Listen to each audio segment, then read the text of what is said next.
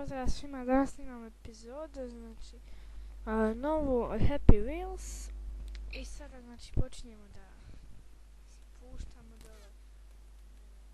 Znači ne smijemo samo brzo da idemo, zato što ne može se ovdje doći gore do kraja gdje treba da se dođe, zato što slomiš sve dok dođeš gore i moramo malo da usporimo, a to je nemoguće ovdje. Evo znači sada idemo dole